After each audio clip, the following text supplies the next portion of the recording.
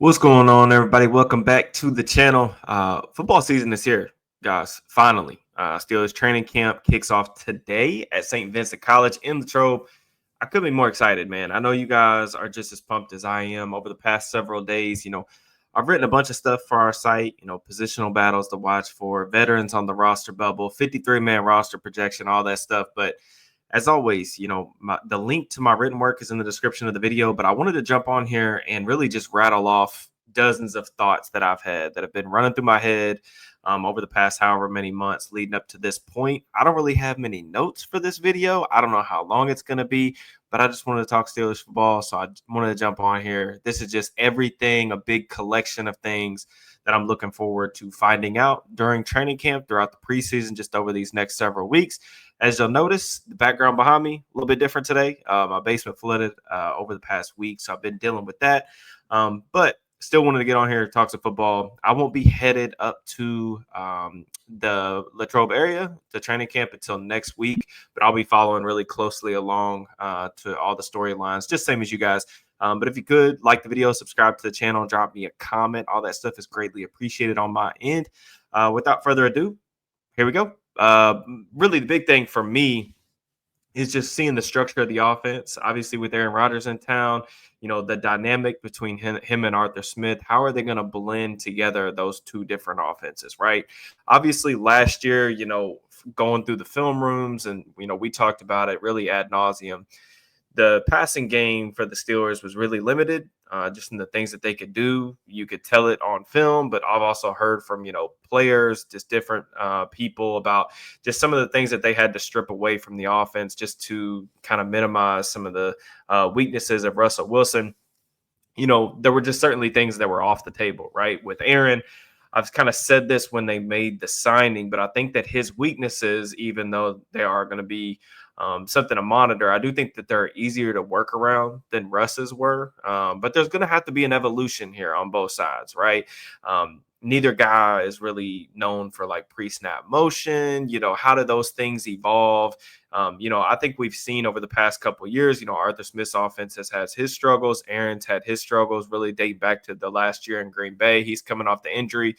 I think they need some more run game variety. So I'm just interested to see like what kind of concepts they're running out of shotgun. What's the general vibe from a formational, from a personnel standpoint? I think we can all expect that they're going to be really heavy tight end centric. Probably an increase in usage in 13 personnel. I think they were second in the league last year, expecting that to go up. How much are they under center? How is Aaron moving around? 2 years now removed from the Achilles injury. I think that that's definitely something to monitor as he's now in his 40s. With Arthur Smith, it's a lot of like wide zone and boot. Like how much are they wanting to like lean on that? What does he look like in that kind of setting? And then really from Aaron's perspective, I think it's really going to be, it's always difficult to judge quarterback play without pads, right? And even when you get pads on in a training camp setting, it's a really controlled environment. I talk about this every year. It's difficult to say how a passer is going to look when there's no threat of him getting hit, right? Like until, live bullets start flying at you, it's really difficult to tell that. But I think with Aaron, one of the things I noted that was kind of the most surprising thing in watching his Jets film was just the accuracy, particularly to the intermediate part of the field, was just way off last year. His lower body mechanics just didn't really look right when he was trying to push the ball down the field. So I'm just interested to see what that looks like, because I know I'm hopeful that this is going to be a more explosive passing game, especially off of play action than what we saw last year.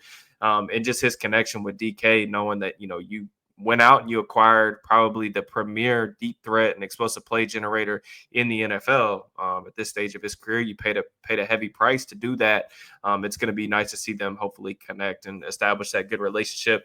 And then just speaking of other things with Rodgers, knowing he likes to go up tempo. We've already talked about some of the offensive linemen. They've been like studying his cadence, which I think is a pretty cool little nugget to look for. With Aaron, there's a lot of hand signals. He likes to get up to a line of scrimmage. You got to be on the same page with him. And he's a lot more of like a rhythmic passer that relies a lot more like on timing than, really the guys that have been in Pittsburgh really since Ben retired. So one thing that I think everybody will grow to appreciate is Aaron is very demonstrative with his body language, but he's also very open with the media on guys that he likes and he likes playing with. He will vouch for them to get playing time. So you will be able to tell not just from his body language, but also like the things that he's saying in the media as far as the receivers that he's clicking with early, who's getting the hand signals down, are they at the right route depths, and just the connection between all of those guys, not just the receivers, but also the tight ends. So I'm just excited to see, how those relationships kind of grow over the course of, camp. So, just what the offense looks like in general from a structure standpoint, just kind of moving on to, running backs. We won't see the pads come on until next week, but I've talked ad nauseum really about how much I'm excited about Caleb Johnson. Was a big fan of his through the pre-draft process. Just, I think it's really a glove-like fit for him in this offense, this heavy outside zone, mid zone offense. I think that it's going to be notable to see just the distribution of labor between like him and Jalen Warren. I expect that Warren's going to be like the 1A type of guy, but Johnson's kind of progression in the passing game could have a lot to say about like how quickly he can kind of eat into that timeshare. I'm interested to see like what his hands look like. I've been someone that said that despite not having a lot of volume at Iowa, I do think that his hands were kind of underrated. I saw him make some difficult catches. I think he's got some soft hands, so I'm looking forward to seeing those in action. And then just backs on backers. I want to see his temperament and pass protection. I think that backs on backers is one of the more unique things that you will see at a Steelers training camp. I think the intensity, especially, Friday night lights and stuff like that, I'm so excited to see him in that type of setting. I think it's going to be fireworks for sure. And then just kind of continuing the theme of the backfield stuff, Cordell Patterson's a guy that's on the roster bubble, a veteran. They signed Kenneth Gainwell. He's going to probably eat into some of those like third down, that pass catching role that Patterson kind of vacated last year. Patterson, I don't know how much he's got left. I mean, he's a guy that they could save a little bit of money if they moved on from. He's now 34 years old. The kick return aspect of it plays a big part of it. He really struggled as a returner who gets the opportunity to return kicks. I would anticipate that Dante Kent gets a chance to do that. I know Gainwell will probably get the chance. Maybe even Caleb Johnson. I don't know who else they're going to try back there, but I'm interested to see, who gets the chance. But speaking of just like backfield guys, DJ Thomas-Jones is another guy that I'm kind of interested in. A guy that was kind of a hybrid, but I think he's going to play fullback for the Steelers, at least through camp. He's like 256 pounds, so he's got a little bit more mass to him than a guy like Connor Hayward, who was kind of used in that hybrid type fullback role last year, but kind of struggled just as a blocker. And Hayward's another guy who's kind of on the roster bubble. He doesn't really necessarily have a easy home that you can point to right now with just the bevy of tight ends. They've acquired Jonnu Smith. They've obviously still got Freiermuth and Washington. Even in this type of offense, there's not really a place where you can sit there and say like that's going to be Hayward's home. He's probably going to have to make the roster again off of being a good special teams player. Not to say that that's out of the realm of possibility, but a guy like Thomas-Jones, if he comes in and gives them a added blocking element as a fullback, he could really change the math of how these things shake out in the long run. And you look back at previous stops from Arthur Smith. He had a fullback in Tennessee, Kari Blossom game, and then he had one in Atlanta and Keith Smith. So the having a fullback on offense does open up some additional run concepts. You can do a lot of different things in the zone rushing game with that. So just interested to see, if he's a guy that can crack the roster more than anything else. But if you followed me for a long time, I think you know how I feel about like one-on-ones, receiver, DB, or cornerback one-on-ones in a practice like setting like this. But I am excited to see the Metcalf versus the top three corners with Slay, Ramsey, and Porter Jr. All those guys are big time trash talkers. I anticipate that the trash talk is going to be very loud, and I think it's going to be a very physical matchup between all of those guys. So I expect that'll bring about a lot of fun, like social media clips that'll probably be floating around the Twitter sphere. But really, just other receiver questions that I have, like what's the distribution of labor look like when they get into this 12 personnel on early downs? Is it Robert Woods? Does he have anything left to give? Like, what does he look like physically? What does Roman Wilson look like physically, especially as a route runner? Has he developed that aspect of his game? He really had a tough year last year with injuries, but I am anticipating, hopefully some growth in the route running department and just see how he looks, how he's moving around. I'm hopeful that we'll see like kind of the same jump from him that we saw from Calvin Austin last year. When Calvin was coming off the Liz Frank injury, when I got to camp last year, he was one of the first things that I noticed in the couple of days that I was there, just how he was cutting, how he's getting in and out of his breaks. He just looked a lot more comfortable. And I know even before, he got injured last year, Roman was kind of struggling a little bit, wasn't coming on maybe as quickly as some people anticipated. But I'm interested to see, if he can make some noise and earn some playing time. And then just, is there going to be a sleeper that kind of comes out of nowhere? Is a guy like Brandon Johnson capable of kind of establishing himself, taking a role on offense, making the 53 man? Everybody knows that I kind of appreciate Ben Skoranek for what he is as well. And then the offensive line, I think it's really difficult to tell offensive line play until the pads come on. So until next week, there really shouldn't be any like notable reports about the offensive line. But I've been very vocal about like how high I've been about Troy Fautanu for quite some time now. Loved him as a prospect. Really excited about getting him back into the fold. Kind of curious, kind of the same thing as I was when I went and watched Calvin Austin last year. Just how is he moving physically? Does he look 100% recovered from the knee? He's been very vocal that he feels 100%. He's ready to go, and I'm excited about that. Him being on the right side, I really don't have a ton of concerns necessarily about him playing over there until he gives me them. But he's going to be facing some good competition throughout camp, and I think that the offensive line, with how young it is, especially on the starting lineup, you've got him, Broderick Jones, Zach Frazier, Mason McCormick. All these guys are second, third year guys. I think that the offensive line in general has the widest range of outcomes, just in terms of, it could it be a top 10, top 12 offensive line by season's end? I think that honestly is within the realm of possibilities, if you will. And then there's also the flip side or the inverse of that, where they could struggle and maybe it doesn't come together the way that we want it to. Maybe injury strike. Hopefully that's not the case again.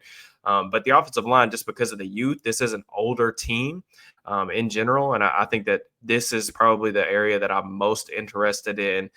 But we may just have to wait a little bit until preseason kicks off to get a good gauge of where those guys are at. But really the depth pieces as well, like there's not a ton of guys, in as far as the reserves go, that have a lot of playing time in the National Football League. Ryan McCollum got a little bit of shine last year when he had to step in for Frazier when he was out briefly. Spencer Anderson, he's going to get the first crack at left guard, it seems like, with Sayamalo coming in with a soft tissue injury. That's something that I'm definitely going to be monitoring, because Sayamalo's been a little bit of a slow starter. I mean, he was a little bit banged. I mean, he's banged up to enter the season last year as well. Even the first year that he signed with the Steelers, he was kind of a slow starter there too. So I'm monitoring it, not overly concerned about that right now. But the backup, they didn't go sign a swing tackle like I was kind of hoping that they would do, just as kind of like Broderick Jones insurance. But, offensive line depth, especially offensive tackle depth, is really difficult to come by. So how guys like Calvin Anderson, Dylan Cook, who I think has flashed before in the preseason, can they, build on that momentum a little bit, kind of moving forward? And then, there's also some sleepers that I'm kind of looking at. Max Sharpling is a guy. Aiden Williams is another experienced player, a good athlete, seen a big step up in competition. Can one of those guys make it as the 8th or 9th offensive lineman? Kind of curious on that. And I mentioned the age thing too. This is just something that I've thought a lot about. If you go look at like Spot Track or anything like that, the Steelers are like the second oldest team in the NFL right now, right behind the Commanders. Especially, they just went out and signed Von Miller. They're, definitely trending in the same direction as Pittsburgh. But how does Pittsburgh keep everybody fresh and keep everybody healthy? Obviously, the Russell Wilson debacle with the sled happened last year, the day of the conditioning test, got things off to a really rocky start. They had a bunch of soft tissue injuries, even to the point where Mike Tomlin actually came out and was very vocal about the need to kind of get those under control this year. I'm just interested to see, I think they do a pretty good job of maintaining the intensity throughout camp, but also giving vets a lot of rest days. Cam Hayward, TJ Watt, guys like that are going to see a lot of rest days. But how they manage newcomers like Darius Slay, like Jalen Ramsey, cornerbacks that are over, in their 30s, that have played a lot of ball before, but they're new to the system. So how does that, how much rest do those guys get? How are they going to keep those guys healthy while also getting the communication and things like that down? So Same with thing with Rodgers. I don't anticipate that he's going to be full go, but I think it could open up doors for a guy like Will Howard. I wrote about this too. I think I'm excited about seeing Will Howard. I'm probably not as optimistic as I think some of the other like diehard Ohio State fans within the fan base are about Howard as a potential like starter down the line. I have said though that I think he can be a really high quality backup. I don't think that the jump to the pros is going to be too much for Will. Like, this is a guy who's played a lot of college ball. He's played in multiple systems. I think Ohio State probably did a really good job, hopefully preparing him for the next level. Just want to see him come in, be accurate, handle his business. But I am excited about him potentially getting a little bit more reps just because I think they know what Mason Rudolph is. I know this is a new offense, but you can trust Mason. He's played enough at the NFL level to where like he's not going to need a ton of snaps. You can still work in Will Howard, get him some experience. So all things I'm looking for on the offensive side of the ball. Kind of going over to the defense, defensive line really set in stone. They've already came out and said Carl Dunbar, like they trust Derek Harmon. He's going to be the immediate 3 tech. But what happens to the rotation in terms of when they go to sub package? Is Keanu Benton the first guy up playing across from Cam Hayward? Is it a rotation between him and Harmon? I've talked a lot about this, but Keanu Benton like didn't take the step forward I was anticipating last year, mainly because like his pass rush plan has kind of become a little bit predictable. Talked about that. Want to see more production from him. This is year 3, so the 2023 draft class, like we talked about in the review video a couple weeks ago. This is go time for a lot of these guys. This is where you can go and make your money. I want to see one of these guys establish themselves as really pillars of the Steelers' kind of next era of football that we're kind of moving into. And I think that Benton can certainly be a part of that equation. Just want to see him, take a step forward. I think he looks great physically. I saw some pictures of him, and the dude definitely looks like he's ready to go. But really the depth of the defensive line is something to keep an eye on. It's really different than what they've got on the offensive side. A lot of these guys have like played a ton of football. You look at like Dean Lowry, Isaiah Loudermilk, Daniel Aquale, guy that they signed from the Pats. These guys have a lot of snaps and a lot of experience. So how the reps get divvied out is going to be interesting to me. Wyatt Black, does he play only 3 tech? Is he able to play a little bit of nose tackle? I am very much of the opinion that his probably best home is going to be at nose long term, just because I don't really see a lot of pass rush upside with him. But the way that he can control blocks, and use his length in the run game to kind of hold gaps and, allow these linebackers that are really running hit types with Queen, with Holcomb, with Wilson, guys like that to kind of run free. I want to see him get more opportunities than rather just playing defensive end. I just don't think that that's necessarily the best place for him. Maybe they want to bring him along slowly. We'll see, but definitely something to monitor too. Somebody's going to be the odd man out of this equation. Like right now, I kind of think that it's going to end up being Logan Lee, a 6th-round pick from last year. But I'm just interested to see what Lee looks like from a body composition standpoint. He was the guy who came in kind of small. He was like 280 something at the combine. Not really sure what he played at last year. We didn't get a chance to really see a ton of him. But is he a guy that could kind of come out of nowhere? Who's going to be the training camp darling, the guy that nobody's really talking about, can kind of come out of nowhere and establish themselves? Seems like there's one every year. A lot of times that player doesn't even end up making the 53-man roster. It's more of like a feel-good story more than anything else. But every now and then you get a guy like Jaylen Warren who kind of established themselves early, maintains that momentum throughout the preseason, and then turns into a real contributor. I think we can all say that we'd agree that we'd like to see somebody step up to the plate in that regard. It's just a matter of like who it's going to be. The edge rotation is probably the least controversial opinion among anybody. I think the top 4, they usually keep 4. Top 4 is very much set in stone. Starters, Watt, Highsmith. It's a good thing that they don't have that contract dilemma or black cloud kind of hanging over them. And then really the reserves like Nick Herbig, one of the best number 3 edge rushers in the NFL, in my opinion. Somebody that if asked to start would probably be a double-digit sack guy. Still firmly believe that. And then Jack Sawyer kind of came out. I saw this yesterday or the day before that, his agent had actually said that Pittsburgh was looking forward to trading up for him. And on day 3 of the draft, that didn't end up happening. He ended up falling to them anyway. So that was something that worked out really for all parties involved. But just what has Sawyer picked up from the other guys? He's got a lot of great veterans to really learn from. What does he look like against better athletes at this level? I'm interested to see that as well. And then, really with the off-ball linebackers, I tweeted this the other day, but, Patrick Queen, career low blitz rate, like around like 8% last year. I just think, going back to my conversation with Cody that we talked about, with the defensive scheme and things like that, I think that really with him and Ramsey, you have a lot of flexibility in terms of things that you can do in the blitz game. I want to see them kind of weaponize him, get him moving forward to a line of scrimmage. I understand that they were trying to get him to solve some of their issues in coverage last year. That's great. I think, there was probably mixed results there. They put a lot on his plate just with him being around new people, also being the communicator at the second level, wearing the green dot. I think it was a lot for him. I'm expecting better results in year two. We'll see how that plays out. They're obviously paying him a ton of money. They've got the league's highest paid defense. He was very adamant with the media yesterday that there's a lot of expectations on this group, and rightfully so. This is a group that really needs to push for top five. I think they were eighth or ninth in EPA per play last year. They were like eighth, I think, in points per drive, like 20th in success rate. That's fine. That's good. That's solid, but it's not good enough.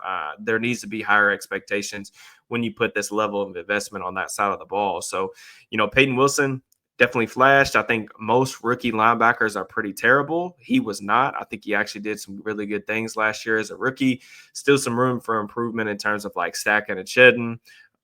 Just coverage, especially like zone coverage feel. Interested to see how that's progressed. But there's definitely a chance for him to carve out like a legitimate role. Is it going to be a timeshare between him and Malik Harrison? Harrison's a guy that I think they really brought in to kind of take the Landon Roberts role. He's a guy who really physical player, likes to play off blocks, can get downhill, but kind of a liability in coverage, but he gives you some special teams acumen that like Roberts at this stage of his career wasn't necessarily going to do.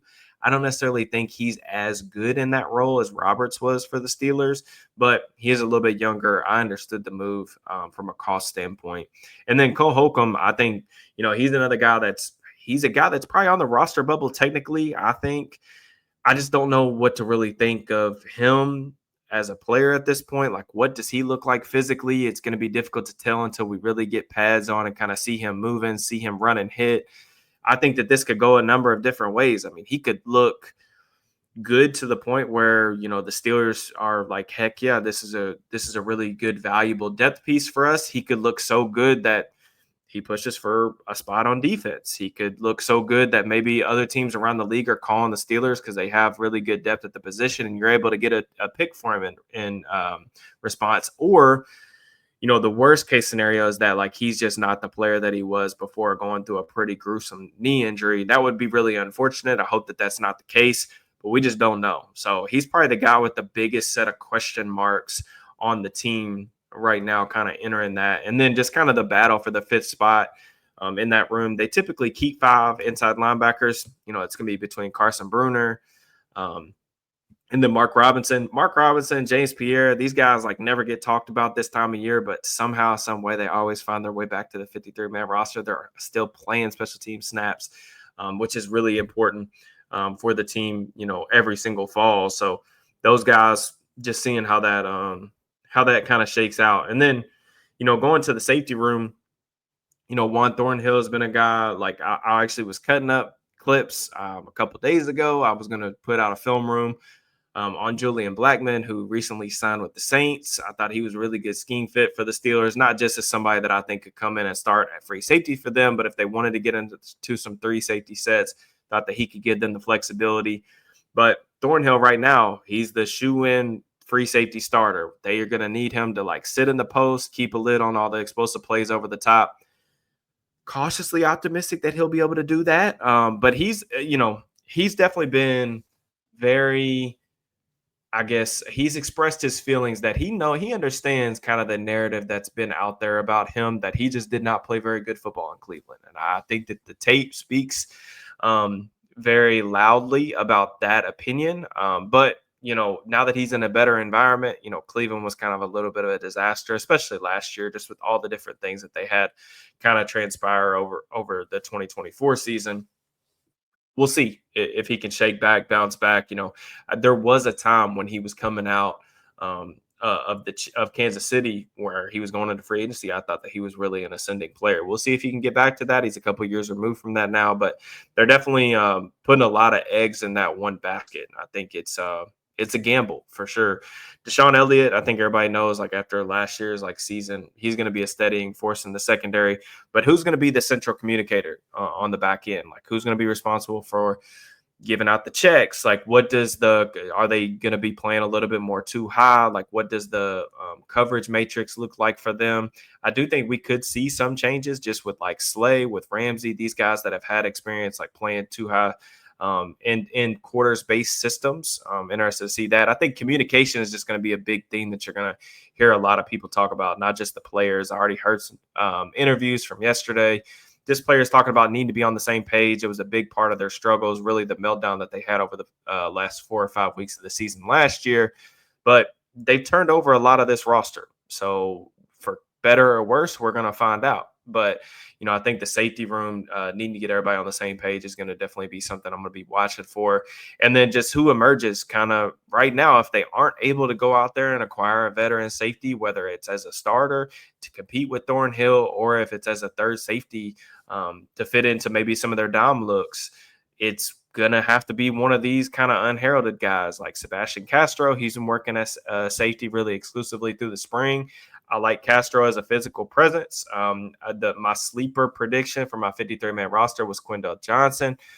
He was a guy that I actually kind of liked coming out of Memphis. He was a guy that wore a lot of different hats. He played in the slot. He played free safety, played strong safety, has decent link to him, a good amount of ball skills. I think 10 picks, 16 pass breakups. So he's a guy that I think fans should definitely keep an eye on as maybe one of these like dark horse guys that could make a push for the roster. And there's a ton of opportunity right in front of him.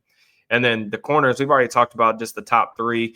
What's the alignment look like? I think Rams is going to see a chunk of time in the slot, but Mike Tomlin was very adamant that like these guys are starters. Like where they play them is kind of up in there. They'll figure things out as they go. But he's really excited about having these top three corners. He also mentioned that he felt like they had the capability of playing a lot of man coverage. Let's see it. I think they were 10th in cover one usage last year, especially on early downs. They like to play a lot of that, but maybe this gives them, a little bit more confidence to be a little more man-centric on third down, maybe a little bit more aggressive with their front. I'm excited to see how these additions just, change really the philosophy of what they want to do defensively. But, really behind that, I think Beanie Bishop, was a couple weeks ago, I think people would have said that, he's probably going to be the starter in the slot. And now I think his spot on the 53-man roster is not necessarily set in stone. You got guys like, Brandon Echols, they signed him to a 2-year deal. He's really worked, from my understanding, exclusively on the outside through the spring. He feels like he's pretty safe, but guys like Corey Trice, like can Trice stay healthy long enough to maybe carve out a role as like a down backer? Maybe you put him over the slot. Maybe he matches up with some tight ends. If you have him and Ramsey, you got a lot of size, different, link to throw at some different body types that you can come across in those sub-package looks. And then Bishop, I think some of the splash plays, I think last year were nice, and he's a guy that I would be interested in continuing to develop, even though I do agree with the, idea that probably getting a more sure thing, especially a guy like Ramsey that can really be this flexible chess piece for you, is going to be a massive upgrade compared to like what he was able to do for them last year. But just the cornerback rotation, I already mentioned James Pierre. Dante Kent, I think, has worked in the slot mostly through the spring, from what I understand. Not necessarily sure if that's the best, path forward for him, but, he's a really, nice linear athlete. We will see what he can add in the return game. Can he crack the 53-man roster? We'll see.